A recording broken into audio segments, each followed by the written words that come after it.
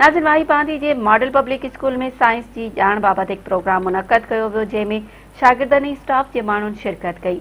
उन हवाले सां ॾिसूं था मोहसिन अली रुस्तमानी जी ही रिपोर्ट। प्रोग्राम थियो है साइंस के हिसाब से जेके भी असां हिते सब्जेक्ट हलन पिया था उनमां ॿार हिकु पढ़े पियो थो।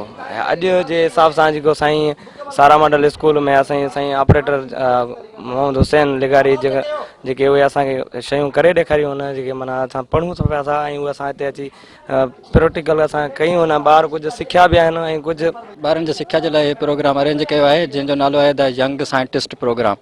इन मां ॿार काफ़ी शयूं सिखी सघनि थियूं जीअं दुनिया में ॾींहों ॾींहुं साइंस तरक़ी कंदो पियो वञे, साइंस जे लिहाज़ खां अॻिते अचे। आउं सिंध एजुकेशन फाउंडेशन जो पार्टनर आहियां ऐं मुंहिंजे अंडर में 2 स्कूल हलनि पिया था। रिसेंटली आऊं हिकिड़ी ट्रेनिंग करायूं पिया था साइंस फ्यूज़ खां, जंहिंजो कमु इहो आहे त ॿारनि खे साइंसी तरीक़े सां उन्हनि में जेका कॉग्नेटिव डेवलपमेंट आहे ऐं स्किल्स डेवलपमेंट आहे, साइंसी तरीक़े सां कीअं पढ़िजे ऐं मुख़्तलिफ़ शयूं कीअं एक्सप्लोर कजनि, कीअं डिस्कवर कजनि या नंढे पैमाने ते इन्वेंशन कीअं कजनि, उन्ही खे इम्तिहान जे लाइ ही प्रोग्राम रखियो वियो आहे। असां हिन प्रोग्राम खे टाइटल ॾिनो आहे द यंग साइंटिस्ट प्रोग्राम। हिन जे पुठियां असांजो मक़सदु इहो आहे त ॿार जी जेका सोचण जी स्किल आहिनि माना उहे रुकिजी वियूं आहिनि, छो जो अहिड़े क़िस्म जूं एक्टिविटीज़ सिर्फ़ु असांजे किताबनि ते आहिनि पर प्रैक्टिकल किथे बि कोन थो करायो वञे। तंहिं करे असां सोचियोसीं त नंढड़ा नंढड़ा एक्सपेरिमेंट जिन ते तमामु घटि ख़र्चो अचे थो